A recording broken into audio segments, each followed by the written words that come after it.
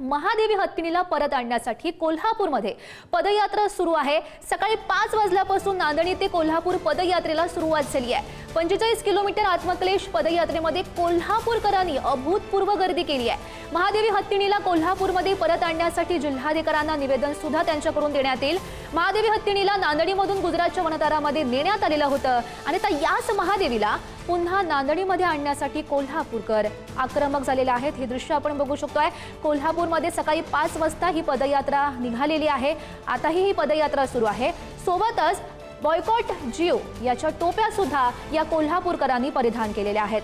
आणि या संदर्भात अधिकची माहिती जाणून घेऊयात। आमचे प्रतिनिधी शेखर पाटील सध्या आपल्यासोबत आहेत।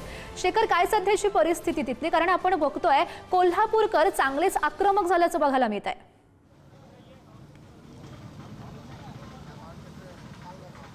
गौरी बरोबर आहे। सकाळपासून या पदयात्रेला सुरुवात झालेली आहे आणि ही पदयात्रा कोल्हापुरातल्या चौकाक या गावामध्ये येऊन पोहोचलेली आहे।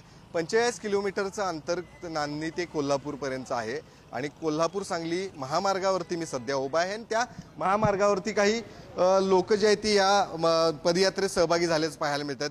अनेकांच्या हातामध्ये अशा पद्धतीचे होर्डिंग्स देखील आहेत। तर दुसरीकडे मी काही दृश्य जे आहेत ती दाखवतो। एक ओमनी व्हॅन आहे आणि त्या ओमनी व्हॅनवरती एका हत्तीचा खरं तर पुतळा त्या ठिकाणी पाहायला मिळतोय।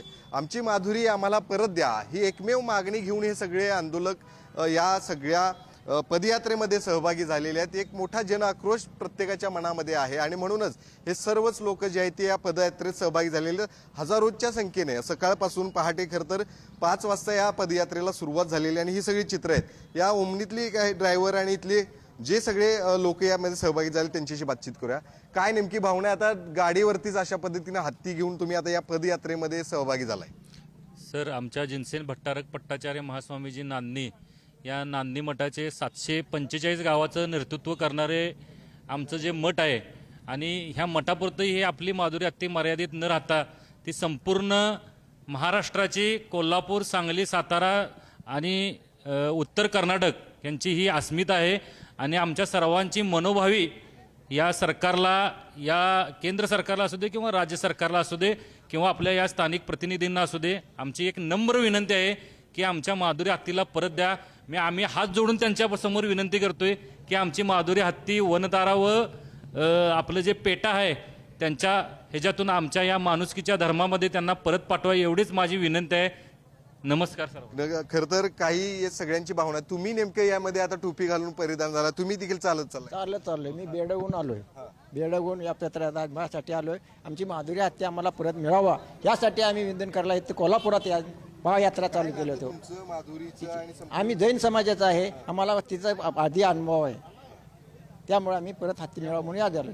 नक्कीच खरं तर काही तरुण मुलं देखील आहेत, त्यांच्या देखील प्रतिक्रिया घेऊया। काही आजोबा देखील, काय नेमक्या भावना तुमच्यात? आता पायी चालत चाललाय, आता 45 किलोमीटर चाललंय। आमची माधुरी आमच्या गावाला यायला पाहिजे हेच म्हणणं आहे आमचं। अहो फसवून नेलेलं आहे ते आमचं। काय आमचं हत्ती नेल्यात त्याने, काय आमचं हत्ती नेलेलं आहेत काय। आम्ही आमचं हत्ती परत आणण्यासाठी हे 10 लाखाचं फौजफाटा चाललेला आहे कोल्हापूरला। काय पायी चाललंय नांदणी ते कोल्हापूर कलेक्टर ऑफिसला। जिथं नेले तिथं म्हणतायत की आम्ही त्याच्यापेक्षा खूप चांगली काळजी आता घ्यायला लागलेलो आहे। नाही नाही, अजिबात आम्हाला ते विश्वास नाही त्यांचा। काय आम्ही 35 वर्ष काळजी घेतली आणि त्यांनी 1-2 वर्ष 2 दिवसात कसं घेतात? ते काळजी कसं घेतात? काय सांगाल तुमची भावना? जैन धर्मामध्ये भगवान महावीरांची जयंती आम्ही 2500 वर्षापूर्वीपासूनची करतोय। पहिले तीर्थंकर आदिनाथ भगवान, आमची एवढी जुनी परंपरा असून 1200 आमचे गोशाळा आहेत जैनांचे। दुसरी गोष्ट 1300 वर्षापासूनची नांदणी मठाची परंपरा आहे। आज 700 वर्षापासून आमच्या नांदणी मठामध्ये हत्ती आहे। आता 35 वर्षापासून ही माधुरी हत्ती आहे। तर आमचाच हत्ती हा अंबानीला कशाला पाहिजे होता? त्याच्या घरात एक हत्ती आहे का नाही?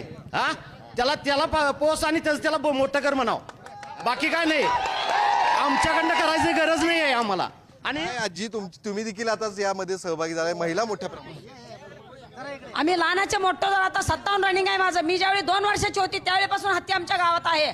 आमचा हत्ती आम्हाला पाहिजेच पाहिजे आणि 35 वर्ष झाला आम्ही हत्ती सांभाळतोय। आक्षेप आता ठेवून घ्यायचं नाही, आम्ही ठेवून सहन करणार नाही। आम्ही आक्षेप का करता आमच्यावर? पूर्वीपासून आमचं पारंपरिक हत्ती आहे आमचा आणि त्यावेळी संस्कार झालाय आणि आता काय संस्कार झाला नाही आमचा असं काय आक्षेप ठेवताय आक्षेप नाही आम्ही सहन करणार हत्ती व्यवस्थित सांभाळलो नसतो तर हत्ती आता परवा जाताना रडलीच नसते त्या अंबानीला आमच्या हत्तीच्या हातामध्ये उलटी पेटारा या संस्थेला आमची फक्त एकच विनंती आहे की आमची माधुरी आमच्या नांदणीमध्ये परत आणा, हीच फक्त आमची पेटारा या संस्थेला विनंती आहे. काय तरुण देखील मोठ्या प्रमाणात या सगळ्या पदयात्रेमध्ये सहभागी झालेले आहेत. अजूनही काही तरुण आहेत, त्यांच्याशी देखील बातचीत या ठिकाणी करूया. खरं तर मोठ्या प्रमाणात लोक या ठिकाणी आहेत, तू देखील सहभागी झालेस, काय नेमक्या भावना आहेत? हत्ती परत आला पाहिजे एवढ्याच आमच्या भावना आहेत. हत्ती जाताना रडून गेलेला आहे, त्यामुळे हत्ती परत आलेला पाहिजे आम्हाला. तर या पदयात्रेत देखील अनेकांच्या डोळ्यात पाणी आहेत. अनेक जण भावना व्यक्त करतात. हत्ती अशा पद्धतीचे पुतळे घेऊन या ठिकाणी सहभागी झालेले आहेत. काय नेमक्या भावना आहे सगळ्या तुमच्या? त्यामुळे आम्ही पण सहभागी झालो आहोत. आम्हाला हत्ती पाहिजे एवढंच बास. फक्त हत्ती आला की आमचं मन समाधान होतं. समाधान, त्याशिवाय समाधान होणार नाही. तर ह्या सगळ्या भावना ज्या आहेत त्या इथल्या नागरिकांच्या आहेत. पदयात्रेत आता हे सगळे सहभागी झाले आहेत. कोल्हापुरातल्या नान्नीमधून कोल्हापूर शहरापर्यंत हे सगळे चालत जाणार आहेत. जवळपास 45 किलोमीटरचे हे अंतर आहे. मात्र कोणीही या ठिकाणी थकलेलं नाही. अतिशय उत्साहात या सगळ्या पदयात्रेमध्ये सहभागी झालेले आहेत. मी याच कोल्हापूर सांगली महामार्गावरची दृश्य दाखवतो. आपण जर बघितलं तर मागच्या बाजूला मोठ्या प्रमाणात वाहतूक कोंडी देखील झालेली आहे. वाहनांच्या लांबच लांब रांगा देखील लागलेल्या आहेत. आपल्याला जर नजर गेली तर लांबपर्यंत मोठ्या प्रमाणात लोक जे आहेत ते या ठिकाणी थांबलेले आहेत. आता चोकाक या गावामध्ये काही वेळ विश्रांती जी आहे ती हे सगळेजण घेत आहेत. मात्र ही विश्रांती घेऊन झाल्यानंतर पुन्हा एकदा पायी पदयात्रेला सुरुवात होणार आहे. आणि त्यानंतर कोल्हापूरमध्ये जाऊन जिल्हाधिकारी कार्यालयाच्या ठिकाणी जाऊन आपण राष्ट्रपतींना एक पत्र जे आहे ते देणार आहोत. आमच्या भावना ज्या पत्राच्या माध्यमातून जिल्हाधिकाऱ्यांपर्यंत पोहोचवणार आहोत आणि जिल्हाधिकाऱ्यांनी आमच्या भावना ज्या आहेत त्या राष्ट्रपतींकडे पोहोचाव्यात अशी देखील मागणी आहे सगळ्यांची आहे. त्यामुळे निश्चितच आजच्या पदयात्रेच्या माध्यमातून अनेकांच्या भावना ज्या आहेत त्या उफाळूनच येताना पाहायला मिळतात. नक्कीच शिखरकर, तर कोल्हापूरकर आक्रमक झालेले आहेत. त्यांच्या या मागणीला यश येतं का हे बघणं महत्त्वाचं ठरेल. या सगळ्या घडामोडींवर असंच लक्ष ठेवून राहा. तुर्तास धन्यवाद दिलेल्या सविस्तर माहितीसाठी.